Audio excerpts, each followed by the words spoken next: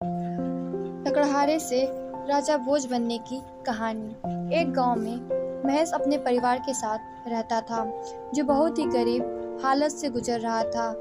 उसके परिवार में उसकी पत्नी और माता पिता थे। महेश और उसके पिता जंगल से लकड़ियां काटकर गुजर बसर करते थे। वे लकड़ियों को बाजार में बेचते, जिसके बदले दुकानदार उन्हें गुड़ चना देता। यही खाकर वे गुजारा करते थे। महेश की माँ लालची स्वभाव की थी। वह रोज गुड़ चना खाकर गुजारा करने वालों में से नहीं थी, तो उसने गुस्से में एक ही बात बोली कि 25 साल हो गए शादी को, आज तक खीर हलवा नहीं खाने को मिला, तो यह कैसा घर। माँ की बात सुनकर महेश सोचने लगा कि माँ ने आज तक खीर हलवा नहीं खाया। अगर मैं उसको खीर हलवा न खिला पाया तो मैं कैसा बेटा। वह अगले दिन सुबह जल्दी ही खड़ा होकर जंगल लकड़ियां काटने चला जाता है। उस दिन वह ज्यादा लकड़ियां काटता है, जिससे वह गुड़ चने की जगह दुकानदार से पैसे मांगता है। दुकानदार उसे 5 रुपए देता है। उन पैसों से वह खीर हलवे का सामान खरीदता है और अपनी माँ से खीर हलवा बनाने के लिए कहता है। सामान देखकर उसकी माँ बहुत खुश होती है और बनाने की तैयारी करने लगती है। जैसे ही खीर हलवा बनकर तैयार होता है, महेश की माँ उसे 4 थालियों में डाल देती है। लेकिन अचानक उनके घर एक ब्राह्मण प्रकट होते हैं और भिक्षा की मांग करते हैं। उनके पास ब्राह्मण को देने के लिए कुछ नहीं था, तो महेश अपनी थाली भिक्षा समझकर ब्राह्मण को दे देता है। ब्राह्मण अत्यधिक प्रसन्न होते हैं, किंतु उसे खाने के बाद भी उनका पेट नहीं भरता, तो महेश के पिता भी अपनी थाली उन्हें दे देते हैं और बाद में उसकी पत्नी भी अपनी थाली ब्राह्मण को दे देती। महेश की माँ यह सब कुछ देख रही थी। ब्राह्मण को देने के डर से वह जल्दी जल्दी खीर हलवा खा जाती है। ब्राह्मण वहाँ से चले जाते हैं और थोड़े ही दिनों में महेश और उसका परिवार धीरे धीरे मृत्यु को प्राप्त हो जाता है। भगवान एक थाली का फल उन्हें अगले जन्म में देते हैं। उन सबका दूसरा जन्म होता है। महेश अगले जन्म में राजा भोज बनकर जन्म लेता है। उसके पिता सबसे बड़े ज्ञानी पंडित और उसकी पत्नी उस ज्ञानी पंडित की बेटी, जो खगोल शास्त्र में निपुण थी। लेकिन अभी तक उसकी माँ का कोई पता नहीं था। अपने असो आराम को देख राजा भोज एक दिन दुविधा में फंस जाते हैं कि मैंने पिछले जन्म में ऐसा क्या पुण्य किया था जिसकी बदौलत ईश्वर ने मुझे राजा भोज बनाया। राजा अपने आसपास के सभी ज्ञानी पंडितों ब्राह्मण को बुलवा देते हैं और उनसे यही सवाल करता है कि मैंने पिछले जन्म में ऐसा क्या पुण्य किया था जिसकी बदौलत ईश्वर ने मुझे राजा भोज बनाया। सभी पंडित ब्राह्मण राजा के नव शास्त्र व जन्म कुंडली देखने का प्रयास करते हैं, लेकिन सभी असफल हो जाते हैं। कोई राजा को बताता है कि दूर एक गांव में बहुत बड़े ज्ञानी पंडित रहते हैं, केवल वही आपको पिछले जन्म के बारे में बता सकते हैं। राजा भोज यह बात सुनकर अत्यधिक प्रसन्न हो जाते हैं। उस पंडित को बुलाने के लिए राजा भव्य समारोह का आदेश देते हैं। महल से उसके गांव तक लाल कालीन बिछाई जाती है। बैंड बाजों के साथ पंडित का स्वागत किया जाता है।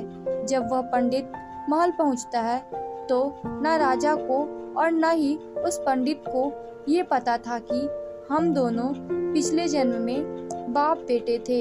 पंडित सभी उपदेशों में ज्ञानी था, लेकिन उसे पता नहीं था कि राजा पिछले जन्म से संबंधित सवाल करेंगे और ना ही वह पंडित पिछले जन्म के बारे में कुछ जानता था। राजा वही सवाल पूछता है। पंडित में राजा को मना करने की हिम्मत नहीं थी, क्योंकि राजा को इसके और इसके ज्ञान के बारे में बहुत कुछ बताया गया था। तो पंडित ने राजा के सभी सवालों के जवाब देने के लिए 1 महीने का समय मांगा। राजा इतने प्रसन्न हुए कि उन्होंने पंडित के घर 1 महीने के लिए महल का राशन भिजवाया। दिन बीतते गए, पंडित घबराहट के मारे सूखने लगे। 1 महीना होने पर क्या जवाब दूंगा? अपने पिता की हालत देख उसकी बेटी पूछने लगी, जो पिछले जन्म में राजा भोज की पत्नी थी, पिताजी कुछ दिनों से आप मुझे परेशान दिख रहे हैं, क्या बात है, मुझे बताइए। पिता पंडित उसे सारी बात बताते हैं। बेटी ने गौर से सारी बात सुनी, जो खगोश शास्त्री में निपुण थी। कहती है, पिताजी आप परेशान न हो, अगली बार जब महल जाना हो तो मुझे लेकर चलना, मैं दूंगी राजा के सभी सवालों का जवाब। 1 महीना पूरा हो जाता है।